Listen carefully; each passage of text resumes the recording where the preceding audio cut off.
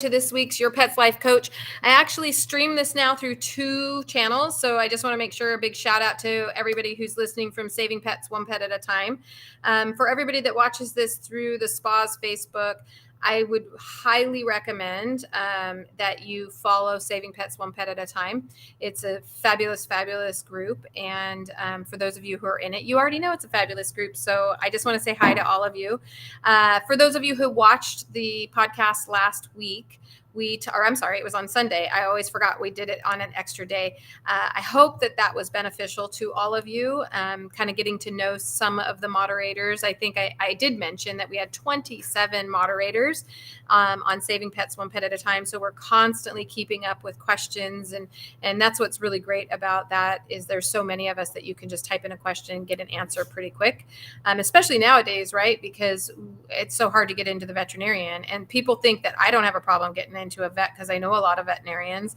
But I shouldn't say even I'm having trouble, but I have trouble getting into veterinarians too. So it's really valuable to have a little bit of help and guidance at your fingertips. We had talked last week about how we're all over the world. And so we have Canada, we have all these areas that are covered. And so literally you might be up at 2:00 in the morning and you could post something and you're going to get an answer as quick as you can imagine. So it's pretty awesome depending on where you are. So if you're not a part of Saving Pets, please join. If you are, welcome. I am one of the admins from Saving Pets One Pet at a Time, but I also run and own a boarding, daycare, and grooming facility called the Spaw. And so if I don't have people that I'm bringing on, then I just come on and I chit chat with you guys, usually about something. It's funny because I'm always like, oh, what am I going to talk about this week? And then I just wait because I know that something is going to come up and it's going to make me want to talk about it. And so then I'll come on and go, cool, we're going to talk about this week. So but before we get going, I want to just, this is just a little thing I'm super excited. I don't know if you guys can see it. I just got my little shirt right here.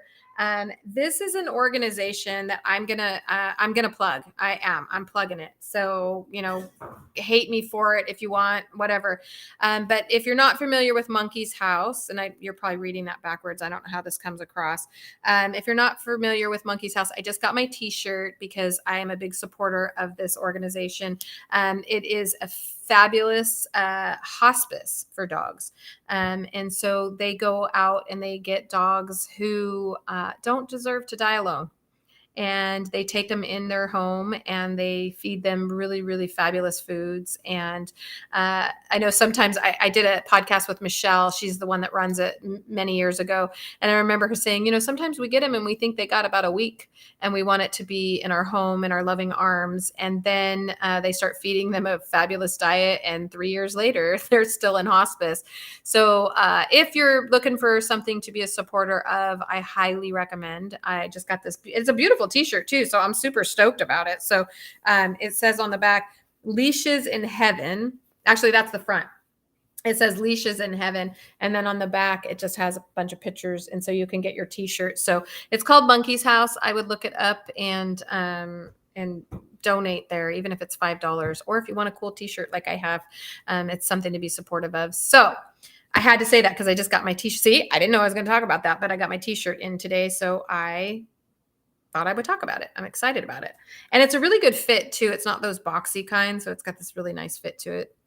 Okay. So the other day I had a situation at work that led me to this topic that we're going to be talking about. I often get dogs that come in and I'm told that they've been kicked out of grooming shops or not boarding. Well, maybe boarding, but mostly we get a whole lot of kicked out of grooming shops. No one else will touch my dog. He's too old. He's too sick. He's too whatever it is. And nobody wants to touch them. And there's lots of reasons for groomers not wanting to do a dog. And I myself have found myself in the position sometimes where I have to kind of tread lightly on whether or not I should take a dog. Now, here's the thing about me. In 40 years of working with dogs, I haven't always been a groomer. I was a vet tech for a while, but in 40 years of working with dogs, There's only been one dog that I said, nope, can't do it. And the rest of them have left because they didn't want to go my route, where I'm trying to help a dog get to a position to where he can be groomed. But there's only been one dog that I absolutely said, I can't do it. And it was mostly because it was a very large dog. It was a German Shepherd, actually. And he managed to you'd have to come to the spa to know what I'm talking about, but he managed to get himself locked in. Like if you come into the spa bathing area, you go in one door and then there's another door. You have to go through a lot of doors. And he managed to get locked in between those two doors. Not locked. We had to lock him in those two doors is what I meant to say. And we could not even approach him. I mean, it was the vicious, like if you can kind of imagine a German Shepherd going after a criminal. It's not like the criminal could turn around and go, "It's okay, sweetheart." There was none of that. He just was way off the charts, and it was just not something that was safe for my staff or myself to be dealing with that situation. So I had to have the owner come and pick up, and she didn't really seem interested in some of the suggestions I was trying to make as a possibility of working with some trainers that I know and kind of trying it again way in the future. So I had to actually have her pick up her dog. I suspect that dog had some problems somewhere else because she grabbed her information very quickly off my counter and ran out the door.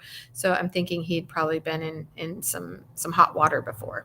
But there's lots of reasons that groomers don't want to work on your dogs. But I want to talk to you a little bit about some of the reasons that they don't. We're going to talk about a lot of things because you know me, I go into everything.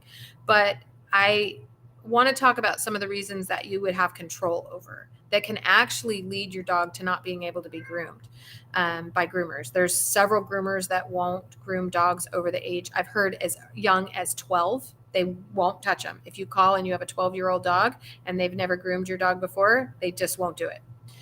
So there's several things that can prevent your dog from being able to be groomed. And if we get our way, if Saving Pets and the spa and all of the people that I work with, and we get our way and our dogs are living to be 30 years old, that's going to be a bit of a problem if you can't get your 25-year-old Havanese groomed.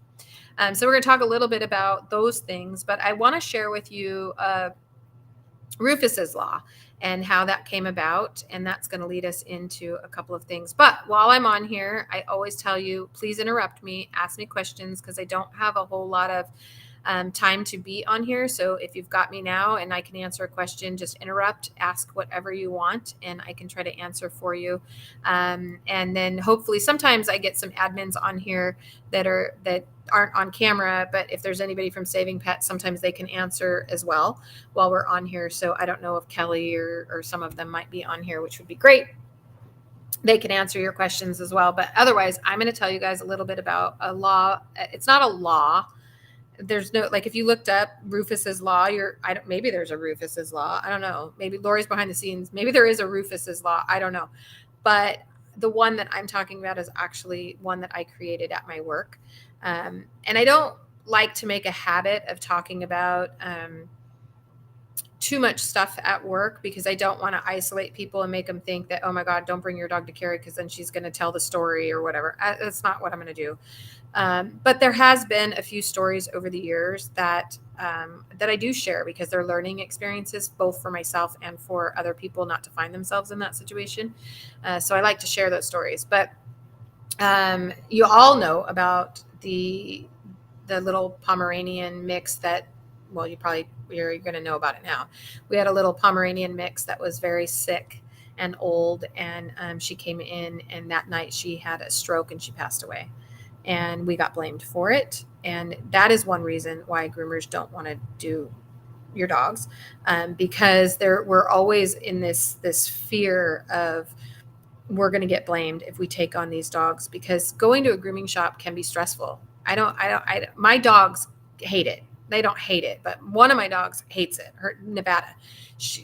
I am touching her. I'm working with her. I'm doing it. And she absolutely hates the bath.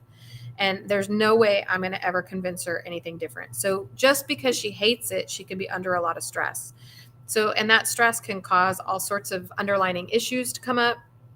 It can cause a lot of problems. And so one of the reasons groomers don't want to groom dogs in these situations, which is really unfortunate, because it doesn't matter how much you convince people or talk to them or write letters or have lawyers write letters for you or whatever you're doing to protect yourself, there's still always going to be that blame game that goes on. So I just caution people to be very careful with blaming, because we see all the negative, right? We see the pictures of, if you haven't, just Google it. I'm sure you'll find it everywhere, all over the internet, of groomers being abusive to dogs and hitting them, and all sorts of stuff, leaving them in horrible situations. But I promise you, that is a small amount. It is a small amount. I have worked with groomers, many groomers over the years, and I've worked in different places, and I've seen abuse once, one physical abuse situation.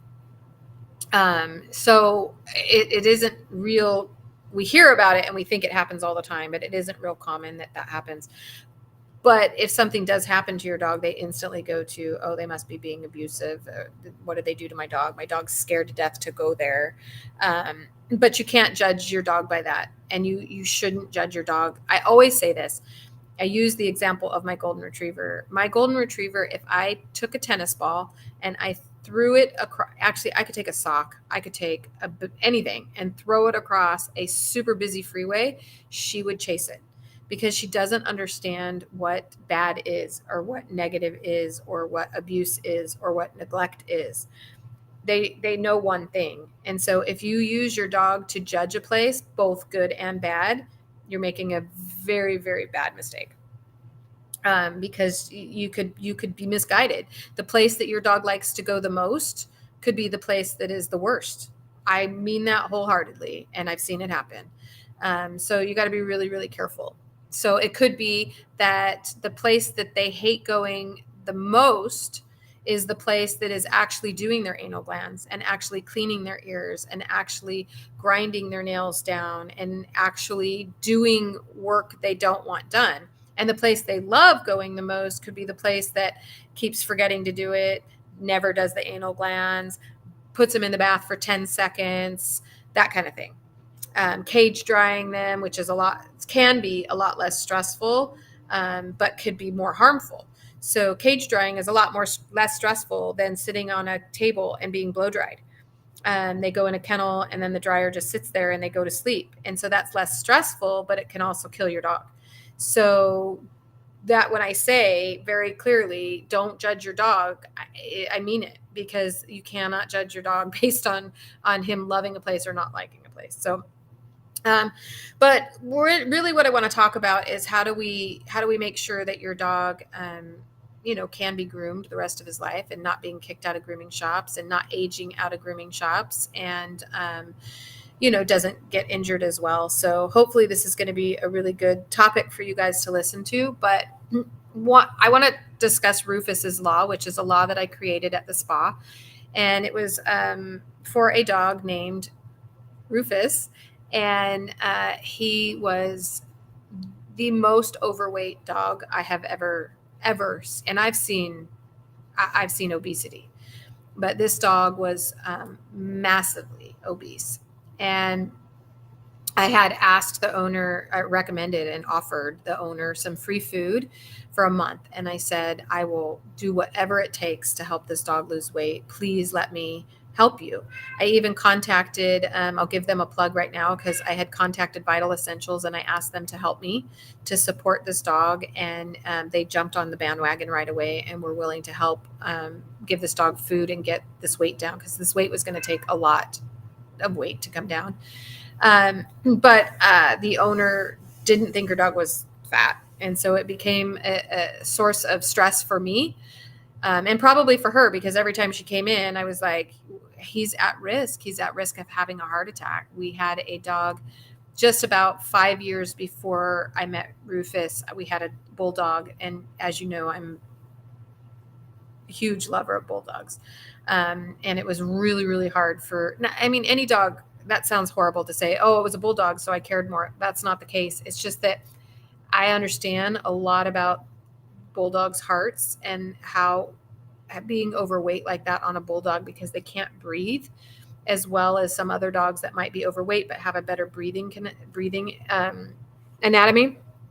And so we had a bulldog for the same reason pass away. He was extremely overweight, and he just coming in and going through the stress of a bath and moving and just all of it. And it doesn't matter, by the way, it doesn't matter whether you are doing a mobile groomer or you're doing a place that you take your dog, or you're doing it in your home. If your dog is under stress for any reason and they have an underlying heart problem, they can die. They can, just like we can. And is my cat playing with something behind me? Oh yeah, he is. Okay, didn't see him back there.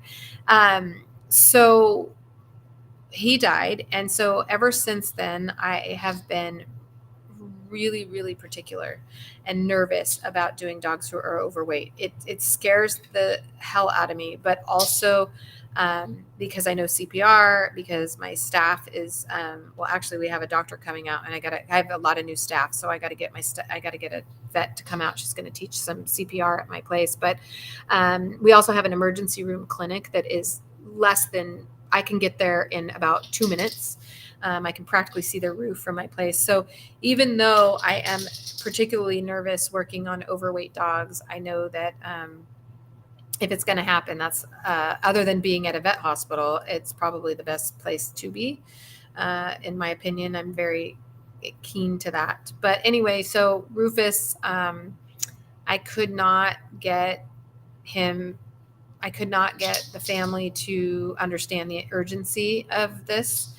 And so that was the first time I had an attorney write up something that said, because your dog is severely overweight, he is at risk of having health issues in our care, and we would not be responsible for it. Oh, that was the hardest thing for me to do. And she didn't want to sign it because she said he wasn't overweight. And so she refused to sign it. And then I said, yes. Oh my gosh. Thank you for being, you have to, we had a poodle once had a heart valve rupture during grooming. My poor groomer. Oh my gosh. I've never seen her. So, I mean, it was just awful. It was just awful. And it was going to happen, and it was probably going to happen on that day at that time. No matter what, according to the vet, like that valve was going to rupture. It just was. But yeah, you have to know that your groomers know what to do in case that situation, and also not blame your groomer, because it can happen anywhere. But so she didn't want to sign it. And I had to tell her I refuse. I mean, he was 185 pounds and he was 4 years old. And to be honest with you, she ended up signing it. And then we did end up grooming Rufus for a couple of more, I think a year after that, maybe a year and a half after that. And it was getting to the point where my groomers were like, Carrie, we don't want to do it, because they didn't want to end up, I mean, no one wants to see that. Who wants to, I mean, yes, wouldn't be our fault. Yes, I had documentation for her to sign. Yes, all of these things. And yes, I think he was in the best spot, but we don't want to see it. I don't want to, it's awful. It's awful. I cannot tell you how awful it is. And I've had it happen a few times. And we had a puppy. You guys know I talked a lot about Benji many, many, many years ago. And his mom was so great. And he was just a puppy. He had an enlarged heart that the vet missed. And it went on and on with a bunch of upper respiratory. 108. Yeah, it absolutely was animal abuse. And so I ended up, just so you know, I ended up calling the veterinarian. And I really, really hope this doesn't isolate some of my clients that might be listening, because I promise you, none of my clients are in this situation. This was a whole horrible situation. And we have such fabulous clients that are just, it's great. But so I ended up calling her veterinarian, and he said, oh, absolutely. They knew, they've been telling her to get some thyroid tests and do some stuff. And so then I ended up calling the ASP, or the animal shelter, and they couldn't do anything about it. And then it wasn't too long after that, I suspect he died. But maybe he didn't. Maybe she found somebody else to take him. I have no idea, because we were pretty adamant, but I didn't want to just send him away. Honestly, I wanted to sneak in the backyard and steal him is what I wanted to do. In fact, we joke about it at work. Not joke, but like, how would that look? Like, he's 184 pounds. I weigh 121 pounds. And how exactly am I going to steal this dog out of the backyard? Which I don't make a habit of, but I didn't know what to do. I even considered offering her a bunch of money for him and what I could do. So, but all I could think of was to try to get her to sign this documentation, and maybe that would cause some stuff. But this isn't really about her necessarily. It's more about really understanding that if these things are happening, right? If your dog is going to gain weight, groomers are going to stop doing them. They're going to stop doing them because the liability is too high. It's really, really high. We already have a high liability because it puts us in a really bad situation where, if we have a crazy dog who's trying to bite us, and then while he bites us, he lunges and he hurts himself while he lunges, people expect us to pay for that. So it makes it really, really hard for groomers, because where do we draw the line? Also, they don't want to, we had a dog today that we have to use 3 people to help groom, which I'm fine. You know what? I'll say this right now, bring on the hard dogs. I'll do them, but I have the staff to do it, and I know how to do it, and we can do all of that stuff, but it doesn't come without risk. When dogs are lunging at us and trying to bite us, and they're especially a lunging, overweight old dog. Like, that's like, I can't think of a worse combination, right? Aggressive, overweight, which probably means he has a heart problem and some other conditions. And we're trying to groom him. Like, that's the worst scenario. But sometimes the scenarios are just old, arthritic. Those scenarios can prevent groomers from wanting to groom your dogs. I can tell you a lot of groomers won't do it. They just simply won't do it. And some groomers shouldn't do it. I honestly, and I'm sure I'm going to get beat up by a bunch of mobile groomers right now, and that's okay. That's okay. I would just ask the mobile groomer to just sit back for a minute and ask yourself if you really, really mean that, or would it be better? Not that you're a horrible person, but would it be better if there was 2 people to help hold a dog that has arthritis, that's old? I'm not saying that the mobile groomer is a bad person. I'm saying that sometimes it's better. I have a dog right now that I am asking the owner to bring to a veterinarian hospital and have the dog groomed there because I'm so concerned about his health. It's not because I can't do it. It's because I'm looking out for the best interest of that particular dog. And he's at a stage where I think that he could really benefit from having, if he goes into any kind of a seizure. He had a seizure in our care not too long ago, that he has the vet available. So, but you have to kind of look at like what's going to happen if you're not watching out for all of these things. And then sometimes I absolutely blame the groomers for putting dogs at this situation. The dog that I groomed today that requires 3 people, I can't say that I blame the groomer. I can't say that I blame the vet, because I don't know who did this to this dog. And I know people think that, oh, maybe it wasn't anybody, but this dog, I do really believe, was mishandled as a puppy. And how a groomer handles a puppy sets them up for success or failure. And there's no in between. Every once in a while, you can find a dog who's just whatever. They don't care what happens. But success or failure depends on not just the groomer or the vet, but also the owner at home. Sometimes this is, and I have said this a million times, so if you've heard it a million times, I'm really sorry.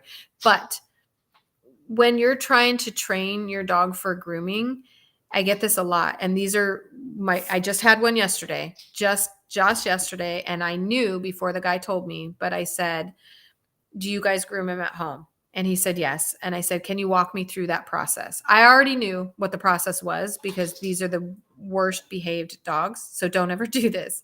And he said, well, we get him, it's a golden doodle, and we get him up on the table, and we hand him treats while we're brushing him, and we just keep handing him treats while we're brushing him. Okay. What that does is it's reinforcing bad behavior. So if the dog is acting up and he's all over and he's trying to bite you, and you just keep shoving treats into his face, you're reinforcing bad behavior. And then now I get him, and because now they can't do him anymore. he's gotten too big, he's gotten older, and now he doesn't care about your stupid treats. He thinks he's supposed to act like that because when he acts like that, he got a treat shoved in his face. So don't do that. But whether it's at home grooming, which I'm not opposed to, I think it's great if somebody wants to learn and take that responsibility. I love that better than, well, my favorite is when people bring me dogs that they haven't taken care of and they're matted. We had a lady one time years ago, look at me talking mad. Well, she doesn't come there anymore, but and to be fair, I mean, it must be embarrassing when your dog, and I don't blame people because it's hard to learn how to brush them out. It's a lot of work and you don't really realize it unless you're trained at it. So I don't blame people when their dogs get matted, because if you don't know, you don't know. And I even have groomers that I'm like, there's still mats on this dog, new groomers, not my groomers, but new groomers, and they're like, he is. And I'm like, yeah, how do you not know that? But I've had people come in with really super, super matted dogs and, not know that they're doing it. And I lost my train of thought because my cat's over here picking at my leg. One of my cats, I have 4 of them. But be really, really careful about how you're brushing your dogs at home, because that can set your dogs up for failure as well, and then cause a groomer not want to groom your dog. Because we can get bit. Groomers get bit all the time. Most groomers are kind of used to it, and we're like, oh, I got bit the other day. Is it still on my finger somewhere? Yeah, I got bit the other day. So it can happen. But if you are setting your dogs up for success, you really, really want to take them into a groomer who is wanting the same thing. So I see this a lot where groomers will give discounts for puppies. I think I've thought about charging more for puppies, honestly, because I want to train your dog for grooming. I'm not just trying to get your dog groomed. I'm trying to train him to be groomed. And that requires a whole lot more work because I need to get him used to all the sounds, and I want him to sit still. I don't want to just hold him down and force him to get it done. I want him to sit on his own, because forcing a dog to do something and teaching a dog to do it on their own, you have 2 totally different dogs. Forcing them will just cause problems later on. Teaching them to allow this to happen themselves, you have a dog for life. You have dog for life. I always talk about Lola. If you ever want to look at my YouTube channel, I have a before and after video kind of thing of a dog named Lola, and she is so easy to groom. She is just such a blessing to groom, but I trained her as a pup, and to the best of my knowledge, she's never gone anywhere else. And she's just such a good dog to groom. But if you watch that video, you're going to laugh. Not laugh, but she was so dramatic. And I would really encourage you to watch it. It's on the Spodcast channel. And especially if you have a puppy, anybody that has puppies and they're wondering how do groomers get them to sit still. In my opinion, a good groomer will do exactly like is in that video. And that is how you set a puppy up so that groomers will want to continue to groom your dogs forever.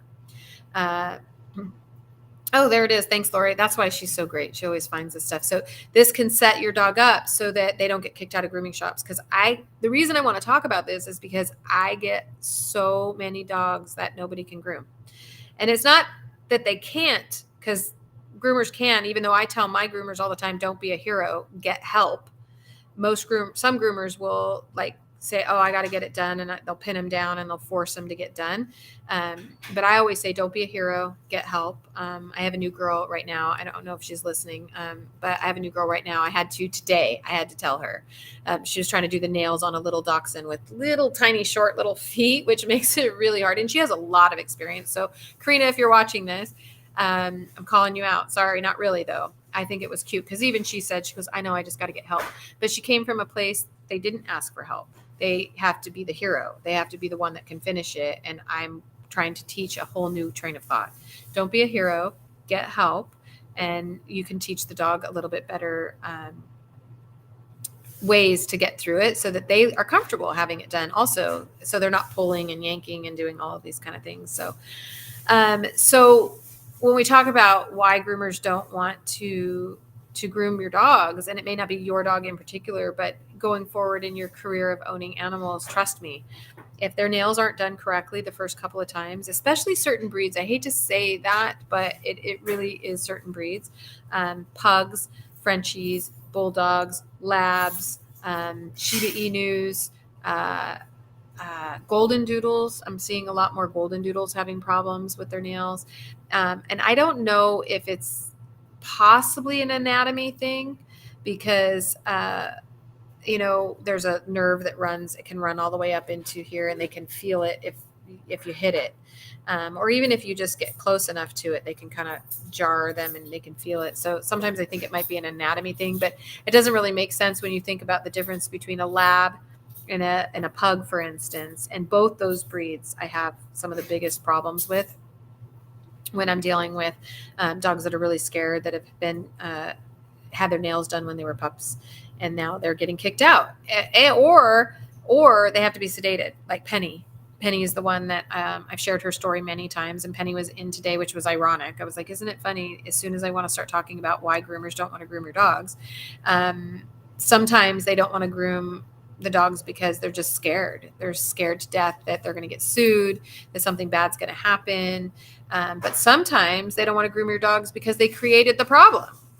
And sometimes it's not just the groomer that created the problem, but the pet parent and the groomer together. The pet parent's at home doing this, the groomer's doing this, and all those two combined things. So I like to teach people. I always tell people, listen, please do the same exact thing that I'm doing with your dog at home. That's why Lola's story is so great for people to watch, because I was able to get a before and after. I wish I could get before and afters on all the dogs. Even Penny, although Penny will probably go down in history as the only dog I've not been able to win over, and because it's been over a year, and she's gotten better for sure. For sure. She used to poop every time, and she's definitely gotten better, but she was supposed to, her vet said that she'd have to be sedated just to get her nails done the rest of her life. And she's a fairly young dog. I think by the time I got her, she was about a year and a half. And the vet was telling them that she'd have to be sedated the rest of her life. So that's awful. I mean, for so many reasons, right? I mean, on your own, you can figure that out, right? The cost, the putting a dog under anesthesia just to get the nails done is crazy. But nobody would do her. Groomers wouldn't do her. Nobody would touch her. No way. You can't even get a muzzle on her. You can't get anything on her. But now she comes to me and she lets me pet her, and she comes in willingly before. So we've made significant progress, significant. But I don't think that she's ever going to let me do her nails, which is fine. At least she's not as panicky as she was. But it was a big fight to get. And when I say fight, it was just, I had to work for it. We had to put her in it's learned at most vet hospitals, not all of them. I don't know if they still do, but I learned it as a vet tech. It's called a drop and hold, which sounds like this horrible, horrible thing. But it's really calming for the dogs. You put them on their side. And if you can calm them down and you lay it on them kind of in like a hold like this, and then you breathe with them. You just take deep breaths and you breathe with them. And so that's what I do with her. And it takes 3 people. And one person holds, because she's a big girl. I can do it with a smaller dog by myself, but with a big dog, you have to use 3 people. So, but that is some of the reasons why groomers are not doing dogs. They're not doing them because they're fearful of being sued. They're fearful of watching your dog go through something. The dog has not been properly trained as a puppy. I cannot stress that enough. If people would just, if groomers and pet owners would just learn that technique on how to set a dog up for success, oh my God, what a beautiful world it would be. But I will say, even for me, I have lots of dogs because I've been working at the spa. Well, I've owned the spa for 23 years. I started it out on my own. And so I have generations of dogs that have been coming to me, and I have some old dogs that still come to me that are 17, 18 years old. I have one right now that's 20. And I've groomed him straight through all the way since he was a pup until now. And he is starting to become, you would think it's crazy, but it's only been the last 3 or 4 times he doesn't want me touching his face. And he's lost his vision. So I think it's scary to him. Like, he's like, now he can't see the scissors coming, and I think he's losing his hearing a little bit. I think he's more sensitive. I know I'm more sensitive to sound. So I think the clippers, when we're doing the clippers, he gets really, really nervous. So So even those, so if you do have a groomer that you've worked with forever and ever, and all of a sudden your dog hates it's probably not something that your groomer's done. It could be they lose their vision, they lose their sense of smell, they lose their sense of hearing, and all of those things can start to. Thank God my dad doesn't have Facebook, because I'm going to use my dad's a story about my dad. So my dad is 87 years old. And I always use this example. He's 87 years old, and now all he wants to do is be at his house, or he'll go to his girlfriend's house, and then he'll come to my house. But outside of that, he does not want to leave Tustin. That's where we live. And he lives a mile from me. But outside of those things, if you take him outside of the Tustin lines, he's going to be super, like, not happy. And that happens with your dogs. They're at home, they're comfortable, it's quiet, it's routine. And when you break that routine or those sounds, and even if it's the same place, and you go, and this is something I do recommend doing for dogs that are nervous, whether you have an older dog or you have an anxiety dog, separation anxiety, if you can book those appointments on the same day at the same time, every time, trust me, it will help bring down the anxiety. So if you want to get your dog groomed once a month, dogs get it. Trust me, they know seasons. They can tell fall's coming, spring's coming. They know the seasons. They know what's happening. If you can book your dog's appointment at Tuesday at 2:00 every month, Tuesday at 2:00 every month, you'll help bring down the anxiety. Or if you're doing it once a week, every Wednesday at 4:00, every Wednesday at 4:00. Don't break it, because when you break that routine, especially with our older dogs or our anxiety dogs, but it's good for any dog, puppies, get them used to that routine that they're going to the same place all the time. It's so much better for your dogs. So definitely try that.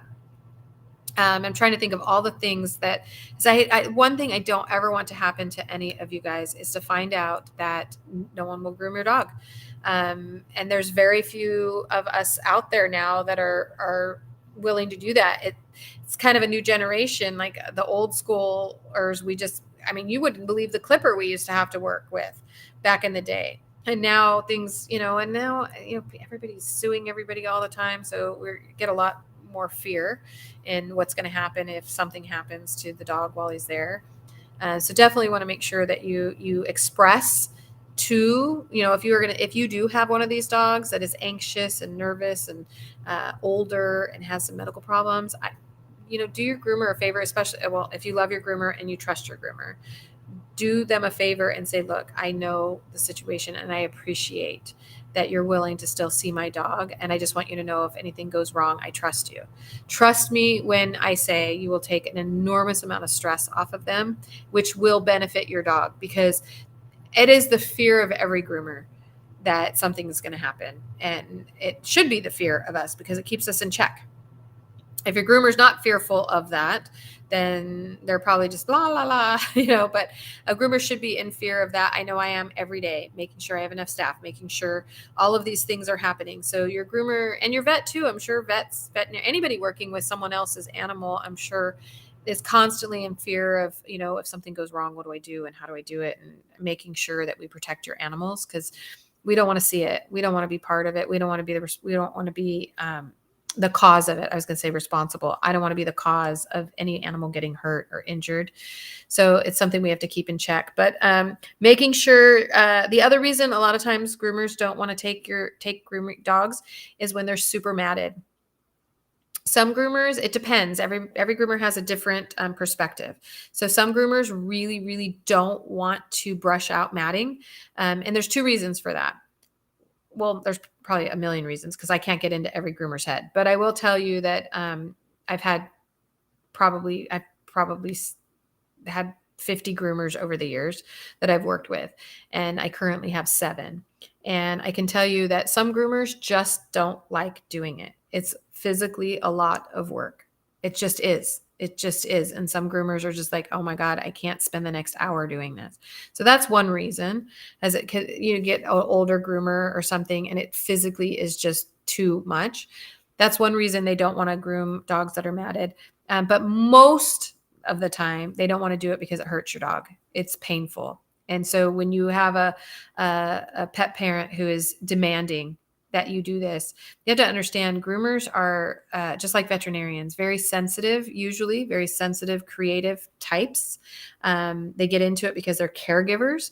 And then somebody comes in and they're like, no, just do it. I'll pay you whatever you want. That's not what we want. It's not most groomers, it is not about money. You're going to pay me to put a dog on a table and listen to him yelp and cry. Don't do that. That's going to cause a groomer to not want to take your dog because they don't want to put your dog through it. And it's not about the money. And some groomers don't want to do it because they recognize that the dematting can actually cause more harm, more problems for you later on. So if we demat, we actually break the coat. And when you break the coat, now you've got new hair coming in and it's mixing with broken hair, and it can actually create them to be matted up again. So it gets really tricky. And so some groomers really don't want to do that because they want to see the dog grow out and have this beautiful coat and not get matted. But if you keep mixing broken hair with good hair, they get matted again. So it's this big problem that kind of goes round and round and round on making sure that the dog is mat free. But if I shave your dog and you bring him back again matted, then there's no point in us dematting because he's just going to keep getting matted anyway. So I hope that makes sense to you. But that's another reason why groomers don't want to do dogs, because they're being bullied into doing something that would hurt an animal that they don't want to do. I don't know a single groomer. I have never met a single groomer that just says, well, I'm too lazy and I don't want to do it. That's not what happens. They're either just physically can't do it because it's, especially a big dog, it can be really physically challenging to do it on your hands. So it's not about being lazy. It's just like physically, can I do this for an hour and a half? Sometimes it's because they don't want to break the coat. And sometimes it's just because the dog is yelping and it hurts. So don't be that person who is forcing that, because it's the quickest way to get a groomer to just finally just say, you know what, I'm not the groomer for you. And there's just not enough groomers. I think that's why I kind of want to talk about this, is because we're losing groomers. So many people are leaving this industry, and it's just physically so demanding, and it's a lot of work, and it's dirty work. And I love it. I know it's weird. People say I'm weird because if you work with me, and anyone will tell you this, I spend 90% of my day in the bathing area. I love it. I love bathing dogs. I love being in there. I love looking at their skin. I love cleaning out their ears. It's so satisfying to me and gratifying, and all of them. Like, I just love it. I love the whole process of it and understanding the skin and the microbiome of the skin and all of that. So I love it, but we are losing groomers left and right. So many are physically cannot do the demand of the work anymore. Newer people coming in are shocked at how hard of work it is. And so I just don't want people to find themselves in a position where that's it. There's no one's going to groom your dog. So we all have to work together: the client, the pet parent, the client, the groomers, the veterinarian. That's the other reason. That's a whole nother reason why groomers don't want to groom, because vets, not all, I have had some vets say, I don't know, I wasn't there, but it's kind of a bummer because sometimes groomers get these really, really, really dirty, and let me just say this. I think most of the Spaw's clients' dogs are very clean. Very rarely do I get super dirty dogs, but I think they're very clean. But sometimes we get dogs that come in that their ears are all just really bad and they're infected, and those are my favorites. So if you got those and you're anywhere near Tustin, bring them to me. I love cleaning ears. But what happens is they bring them to us sometimes and we get them cleaned, and then they go to the vet, and the vet's like, oh, your groomer, caused an ear infection, or your groomer caused this, or your groomer caused that, or this probably happened. And, all this stuff. I had a vet one time tell one of my clients that I probably burned her dog. And I had to call that vet. And after speaking to him, he apologized. And he said, it's not exactly what I said, but I do know that can happen. And I said, okay, I'm going to show you the video because I don't appreciate that. It was awful. It was awful to have a vet say, oh, they probably burned your dog. And so I had to show the video to him because he was 100% wrong. And we never did find out what happened to that dog. I had my suspicions. I still have my I still think that he got kicked by somebody at home because he had a big bruise on the side of him, and he was a little ankle biter.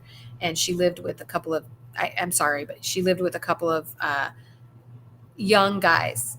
And I'm thinking somebody kicked him because he had this huge bruise. And the vet said that it can be caused by a blow dryer. But you would have to take that blow dryer and hold it there for a very long time before that would happen. So it was awful to be blamed. But I was able to, thank God I had the video. I showed the mom the video too. So I was like, oh no, thank God. But one of the reasons too, groomers start going, you know what, I'm not going to do this, is because sometimes veterinarians, they throw us under the bus because it's easier and faster and quicker to say, oh, it was caused by the groomer. Ear infections, we get blamed for those all the time.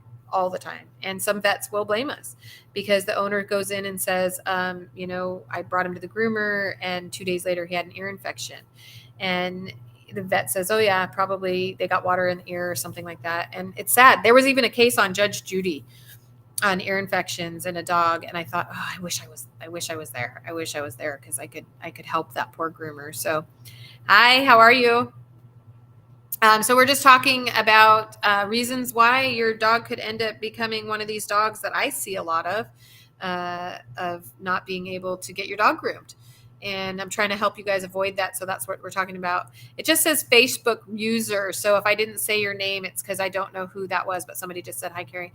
So we're just talking about things to try to help avoid the situation. You do not want to end up, especially if you don't. Oh, hi, Lily. It doesn't, for some reason, it doesn't say Lily on mine. That's weird. But I do so many dogs that have been kicked out of grooming shops and veterinary hospitals, and that they just simply won't groom them. And I have to seizure dogs. A lot of groomers won't groom a seizure dog, and they shouldn't if they're not comfortable. So don't be thankful. Be thankful when a groomer is willing to say, you know what, I'm just not in the right situation. But some dogs, they won't do seizure dogs. They won't do dogs with heart problems. They won't do overweight dogs. They won't do dogs that are vicious. They won't do dogs with arthritis. They won't do dogs that there's just a whole list of reasons why some groomers won't groom your dog. But you can avoid some of those, right? We can avoid them being overweight. We can't avoid arthritis. Sometimes we can. I mean, you can. Diet plays a huge role, I think, a huge role in arthritis. So we can avoid those kind of things through diet, nutrition, heart problems. Sometimes those we can't, but we can talk to our groomers. Don't be afraid to say to your groomer, just be blunt. If you call a groomer and it's the only groomer in town and you have a dog that is 40 pounds overweight and has a heart problem, and she says, absolutely not. Don't be afraid to say, look, I understand your fear. I just listened to this crazy lady named Carrie, and I totally get your fear. But my dog has, diarrhea, poop all over his back end, and his nails are curling into his pads, and I'm desperate. What do I do? Don't be afraid to tell your groomer, I will sign something. But please help me, or I can stay. Some groomers will let you stay. So is it normal for a groomer to say they won't do ears? I've been told my guy does well with grooming, but not sure if ears should be done or not. What kind of dog? Got to tell me what kind of dog. And when you say won't do ears, are you talking about they won't pluck the ear hair or they won't clean them at all? Let me know that, and we could talk a little bit about that, because I won't pluck ear hair. So, and some groomers are just not comfortable, and it could stem from being blamed. Oh, so ear plucking. Yes. I'm so glad it's finally getting out there. Yes. Do not pluck your dog's ear hair. It doesn't prevent ear infections. 100%. I don't care. It would be really, really hard for somebody to convince me that plucking ear hair prevents ear infections. I mean, really hard. And that's because I did my own study.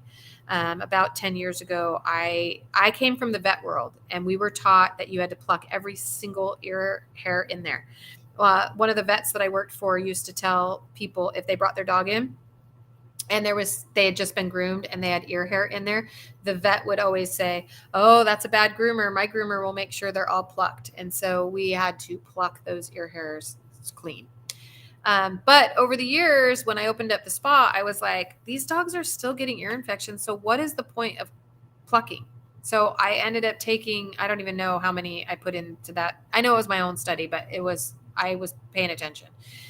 And what I found was plucking ear hair does not prevent ear infections. It does not. It simply does not. So I thought, okay, if plucking isn't going to prevent it, and it is so painful, why am I doing it? And so I stopped doing it. And sure enough, the dogs that we stopped plucking the ear hair don't get ear infections. So I actually think that ear plucking can create more of an ear infection. Now, I totally believe that ear infections are caused from the gut and an imbalance in the body. But I think that if there is already inside the ear of your dog is its own microbiome, and so if there's a little imbalance in there of I don't know if I am. Am I frozen with everybody else?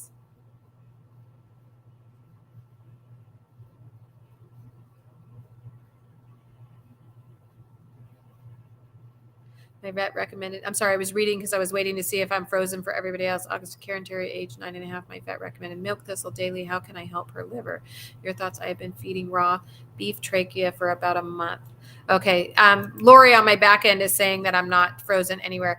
I am absolutely 100% in love with Adored Beast's liver tonic. It does have a little bit of milk thistle in it, but it has a lot of other things in it. And I would absolutely do that. 626. Yeah, I would probably, I mean, I definitely would do the milk thistle. I've seen it done. I mean, not just the milk thistle, the Adored Beast liver tonic, I would definitely do. Um, how old is, okay, 9.5 years old. Milk thistle daily. How can I help her liver? Your thoughts? I have been feeding raw beef trachea for about a month. When was the blood work done last? Oh, it was done yesterday.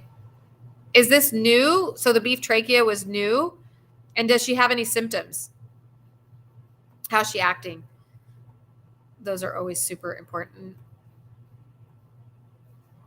Sometimes it's interesting. Sometimes we can get and the vet that ran the numbers, this I might have to defer a little of this to a vet. So, but the vet that ran these numbers, is she a supporter of raw diet, and does she recognize that the ranges are different for a raw fed dog than they are for for a kibble fed dog? So I would ask your vet that. Before I would, I mean, I know that it's saying that they're high, but I would definitely ask your vet if they think that this is high for a raw fed dog, and if they know that there is a difference. Right now we're still trying to get a lot, I say we as if I'm involved in it, like I'm some kind of scientist. Okay, I would have a raw fed veterinarian look at your numbers. Absolutely. Because there is a difference between raw fed dogs and kibble fed dogs. So that's the first thing I would do before you panic and worry too much. I would for sure look into having Dr. Woodley or Dr. Woodley's awesome Dr. Udette Sutter, favorite vets, some of my favorite vets. Dr. Woodley, Dr. Udette Sutter, you can have Dr. Morgan. I'm actually working on a class through Dr. Morgan right now to refresh, because it's been so long since I was a vet tech, and I'm not done with it yet, but and it's how to read your blood work. And so I can't tell you too much about it because I'm not done with it yet, but that might be beneficial too. It's on Dr. Morgan's website. You can look at that. You could, Dr. Katie Kangas, Dr. Barry Sands. I'm trying to name a bunch of vets. I don't know what part of the country you're in. You've emailed Dr. Morgan. Yeah, you could take that class. I don't know if you're interested in that, but I really do think everybody should take that class, because it's hard. We get these blood works, Virginia. I'm trying to think of who's out there. I don't know anybody in Virginia. There's Dr. Michael Dim. He's another one. Dr. Canizero, Dr. Robin Canizero is in Florida. But I would definitely have one of these other veterinarians look at your blood work to compare it to a raw fed dog's, because veterinarians who don't feed raw and don't understand raw don't understand that the liver, not the numbers could be different. Absolutely different. I'm so sorry that I'm freezing. If nobody else is having that problem, I'm so sorry. She has no symptoms. Yeah, I would absolutely. But I will also say this, that the Adored Beast liver tonic, I give to my dogs. I'll give it to my dogs like a month on, a month off, a month on, a month off, because they are exposed to toxins no matter how hard we try. So I just want to constantly keep their liver flushed and clean so that they can deal with anything that they come in contact with. So I would say to do the Adored Beast, absolutely, the liver tonic, no matter what. But then I would absolutely have one of the veterinarians that understands raw diet. Doctor, you know who else is also very good is Dr. Jean Dodds. She's written several books. There's quite a few of them out there that you can look at. But before you panic, do that for sure. And I hope that helps, because that is something that we see a lot of, causing people to just go into like absolute panic mode. And all the while, I actually had a client years ago, same kind of thing. Liver enzymes were off. And I mean, she tried everything to try to get the liver enzymes down and struggled for a long time. And then ultimately was like, you know what? Like my dog's fine. Enough's enough. So, okay. So your computer froze. Let me see. I don't know, how much you got, but basically my recommendation would be to make sure, one of your veterinarian, that you have a veterinarian that understands the difference between blood work, between a raw fed dog and a kibble fed dog, 'cause there is a difference. So it may not be high for a raw fed dog. So you want to make sure that somebody else looks at it. And then also I would buy the Adored Beast and I would put that in your dog's diet no matter what, just do it. I do it I switch. So I do it for a month, then I stop, then I do it for a month, then I stop, and I go on, and my dogs get it. I actually, even though I'm not supposed to say that you can do it yourself, because it's not for people, but I actually give myself some of the liver tonic, and then I give my dogs the liver tonic of Julianne Lee's Adored Beast product, and it tastes really good. I don't know if my dogs like it, but I like the taste of it. So I actually do a shot of the liver tonic, because we can't get away from the toxins. We just can't. And so I trust her company and I trust what she's putting in stuff. So I quite often shoot myself up with some liver tonic. So that would be my recommendations. I named off a couple of veterinarians that I really, really support. I think that Dr. Michael Dim, Dr. Katie Kangas, Dr. Katie Woodley, Dr. Udette Sutter, she's in Chicago, would be awesome. And they can look at your blood work in a more enlightened way to check and see feeding the raw beef trachea and small batch patties. If the raw beef, had you had her blood work done before you did was the blood work done before you started the trachea? Because if it has, I mean, I don't think it really has much to do with it, but anything's possible. So, but anyway, I hope that that helps you guys a little bit. And I also hope, we're coming up on the 1 hour, so I don't want to keep you guys too long. So she has no symptoms. Okay. I'm still trying to look at. Okay. So she had it done a year ago and it was totally normal. And then you had it done again now and the liver enzymes are elevated. And the only new thing that you know of is the trachea. I think that's how I'm reading this. If that's the case, you might want to take away the trachea. Also pay close attention. Sometimes people don't realize just moving. So if you've moved in that year and you're in a different area, the soils may be more toxic. Stress can bring liver enzymes to go up. And again, I think this is Lily, and I know you don't do flea and tick medication, so I don't think I need to say that. But anybody else, if your liver enzymes are up, you want to make sure. I've been feeding raw turkey, duck necks, and beef trachea. But is that new? That's the only thing. You need to try to look at what could be new in the environment. But if liver enzymes are up, you want to make sure that you're getting rid of all the toxins that you can. And trust me, you can't get rid of all of them. So don't stress yourself too much. But the ones that you can control, you should control. Because if you don't control the ones you can control, you're piling those on top of the ones that you can't control. Within the last 3 months, yeah, I would, you know, probably take away the beef trachea for a while and see what happens. See, how often are you feeding her? I think that has an effect too. Sometimes it's not what we're feeding, it's how often we're feeding, and trying to get people to do that, because the liver is designed to remove everything that is toxic out. And since foods, no matter how hard we try, everything might have a little bit. If you're constantly piling food on, so you might want to, if your dog's over a year old and you can, try fasting and feeding once a day and not constantly forcing food down, because it's a lot. It's very hard for the body to digest. It takes a lot of energy to digest food, and dogs are simply not designed to digest. We're not supposed to be digesting food 3, 4, 5, 6 times a day.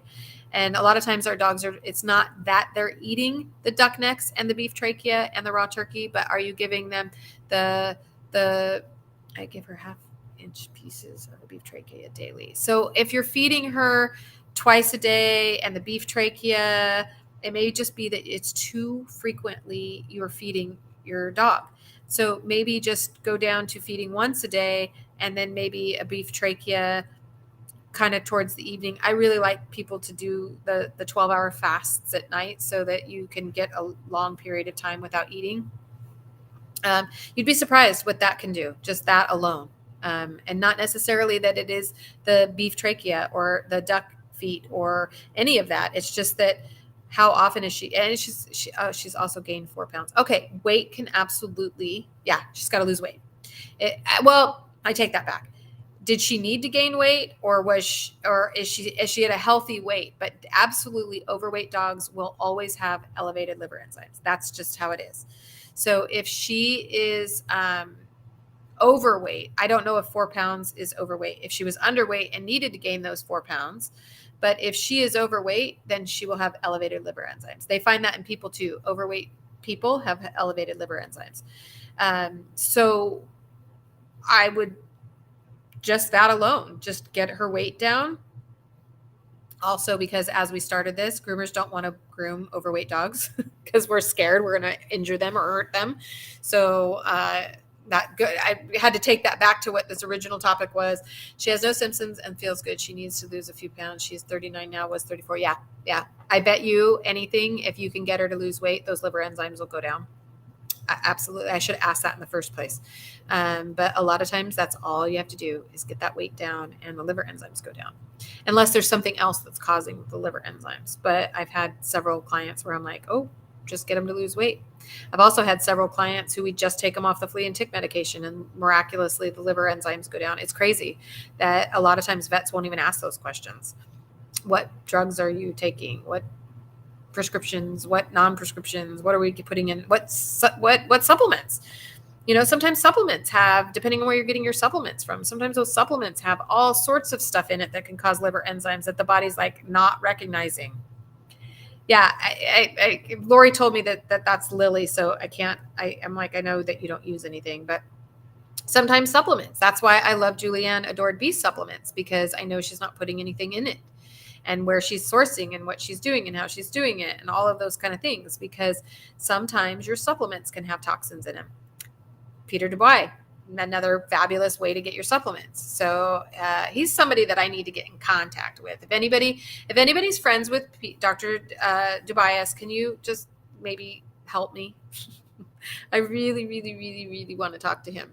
I'd love to have him at the Thriving Pet Expo, which is coming up pretty soon. I'm getting so excited. I have Adored Beast Roots is awesome.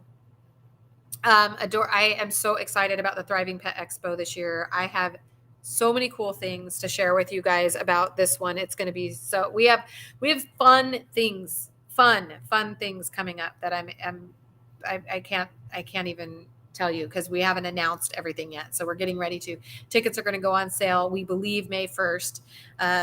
we just have to finalize everything. We're trying to get everything kind of in its nice little package, so you guys will be able to see all the cool, fun things. But I would love to have uh, Dr. Dubai's. It's Dr. Dubai's, I think, or Dubai. I don't know how to pronounce stuff like that. But he's out of Canada, I believe. So I got to get to know him better. I saw that. I saw that, and he said that he's really sorry his mother passed away, and yeah, yeah, I know. I would really like to get to know him. He seems like somebody that I would really, really connect with. So, but anyway, all right, guys, I am going to go ahead and head off of here. I hope that talk for the spa clients, I hope I didn't scare any of you away. I actually love working on dogs that are really scared. I love watching them, the transformation when it happens. I keep waiting for Penny, but she has, I just have to be, what's the word I want to say with Penny? I have to be grateful of what we did get from her. And who knows what the future will hold. But I am very grateful for what we did get from Penny so far, and the trust and her coming to me and letting me pet her and touch her and all of that kind of stuff. How do you get the weight off? Well, I'd have to know everything. You said that you're feeding ground turkey. What else? It's not just ground turkey. So, and also you need to check, she had blood work done, but did she have her thyroid tested? So you want to have her thyroid tested. You want to have to make sure that's usually a separate, and you want to make sure you get the right thyroid with the right people. I love having Dr. Jean Dodds look at thyroid tests because she's really good at it. But it depends. It depends on why the weight is on there. Is it on there because we're feeding too much? Is it on there because we're feeding the wrong food? Is it on there because we have a medical condition? Is it on there because we're not getting enough exercise? Is it on there? I can't remember all of the stuff that's in the pup loaf. But I know Dr. Morgan isn't. T4 was good. Okay, that's good. Pup loaf. I don't know everything that's in there, but I know she doesn't put rice or potatoes and all that other stuff in there. So could be that you're feeding too much and also too often. Got the whole panel of blood work. Oh, good. That's always a good one to get because you got to pay attention to that stuff. So we'd have to kind of talk a little offline so I can get a little bit more information as far as how to get the weight off. Because sometimes it's just increasing the proteins, decreasing carbohydrates, more exercise. I would go to fasting. I would go to a once a day. I don't know if you could. Are you feeding twice a day or once a day? Because that matters. You'd be surprised at just going to a once a day. And that doesn't necessarily mean that you take away a whole meal. Like if your dog's supposed to eat 2 cups a day, that doesn't mean that you're going to only feed 1 cup a day. Yeah, you're probably feeding too often, and plus the treats.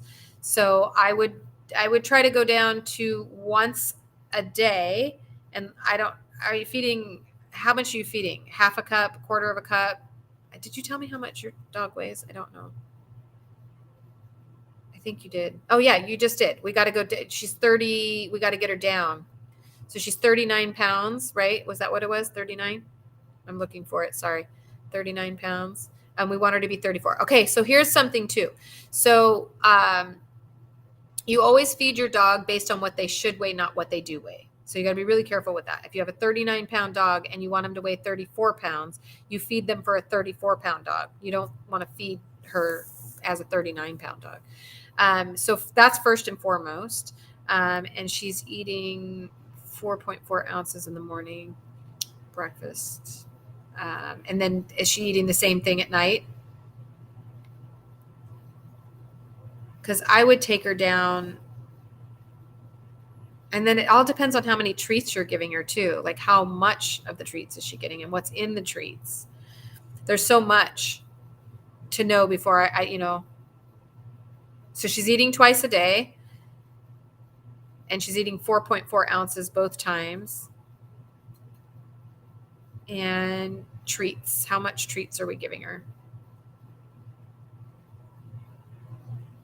And what are the treats? Are the treats just the I think it was chicken feet or duck feet and trachea. Sorry, I know it's hard to do it this way because other people are listening and you have to listen, watch my head go. Oh yeah, I think you got to stop all of this for a while. I would stop all of that just for a while, and dental sticks. Yeah, I don't know what's in those dental sticks, so I can't. I have no idea. If you know, if you want, you can go to my Facebook page and then send me pictures there, and I can help you kind of get through it. So let's do that. Send me because I'm going to go off here. I actually got to go back to work. Oh, the dental drops. Is that Dr. Judy Morgan's dental drops? Coconut oil. So if you want, go onto my Facebook page and then just send me a private message and then give me the back labels of everything. And then I can help you a little bit with trying to get her to lose weight and figuring out more of a better diet plan for her. And then once we get her down to the weight she needs to be, then we can kind of maintain that a little bit. But just definitely send me some stuff so that I can look at everything because I don't want to give you too much this way because I don't want to be wrong. I need to know everything that's in the supplements, everything that's in everything, so I can kind of assess a little bit. All right. Okay, guys. Well, I hope that was helpful. I hope that you didn't find anything I said offensive. I really, really want you to not find yourself in a situation because if you don't have a groomer in your area, you don't want to be kicked out of grooming shops because we didn't train the dog correctly. We didn't, make sure that they're overweight and make sure that they're not overweight, all of these things. So that was the purpose of this, is to try to, share the story of Rufus, which is just such a sad story because I'm guessing he died. He was so overweight. I don't know how he could have could still be alive. I don't know how he couldn't walk. And if you've been to the spa, those of you who are spa clients that are on here, if you've been to the spa, you know where you park and where the front door is. He couldn't do it. He couldn't get out of the car on his own and he couldn't come in on his own. And he would just be exhausted just from that little tiny walk.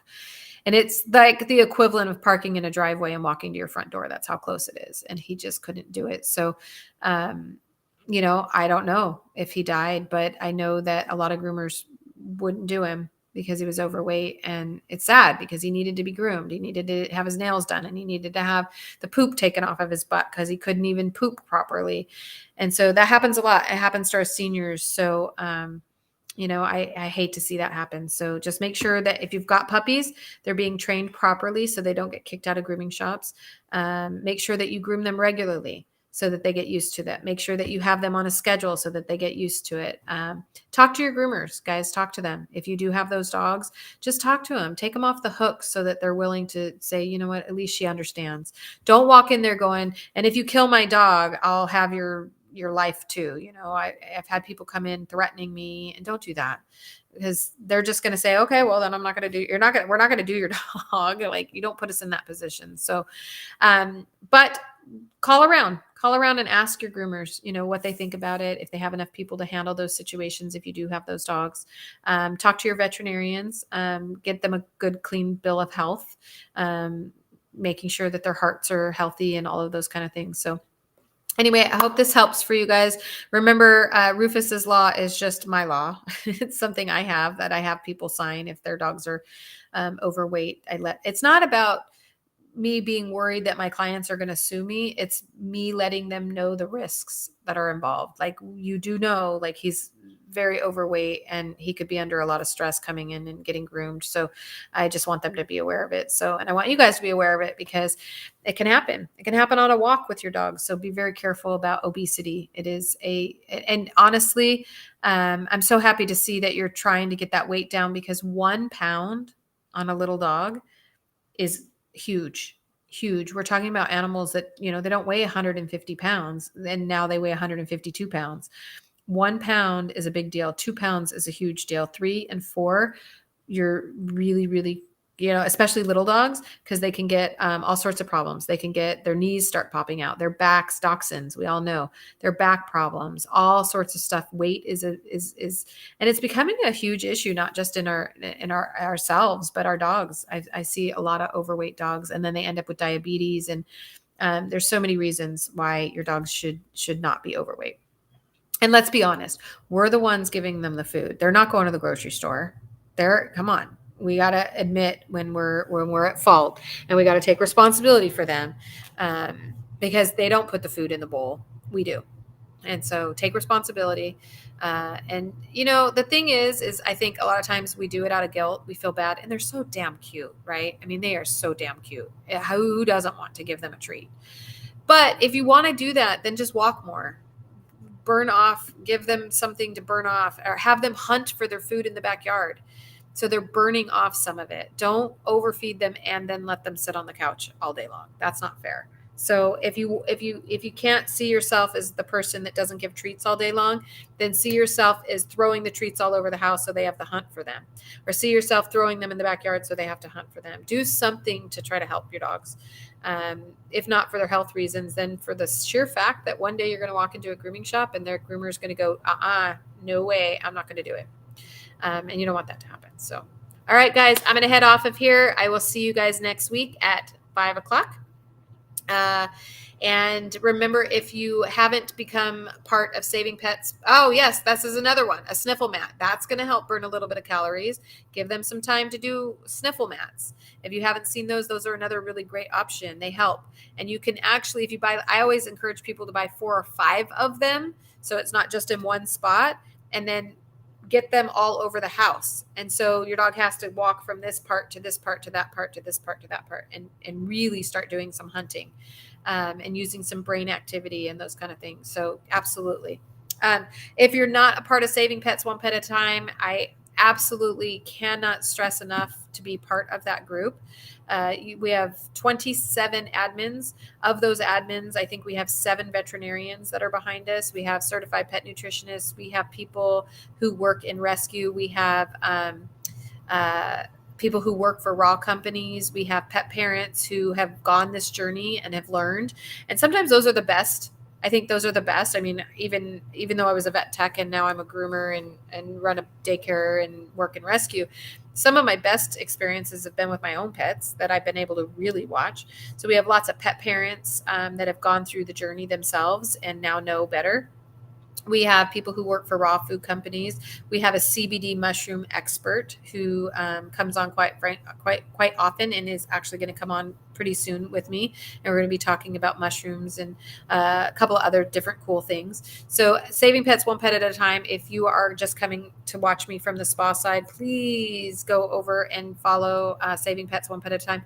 And if you are just here to listen to me chat because you never get to talk to me because I'm in the back grooming dogs all day long, hi and welcome. And I will see you guys next week. So you know where to find me. Wednesdays at 5:00. I'm always here. And on Saving Pets, I am up very late at night, texting and writing out answers to people as often and fast as I can. So I will see you guys at either one of those places, and have a wonderful, wonderful week. And I'll see you guys soon. Okay. Take care, everybody. Oh, behind the scenes is Lori. I already mentioned her a little bit, but she's the one typing all this stuff out for you, because I can't think and type, and I just can't. I can't multitask. You know who's really good at it? Dr. Katie Woodley. I'm like, how does she do that all by herself? I can't do it. But Dr. Katie Woodley, when she's doing lives, you could see she's just like, yep, type. And then it comes up. I'm like, wow, she's brilliant. So just went to a local mushroom farm, saw shiitake mushrooms growing on trees. Isn't that cool?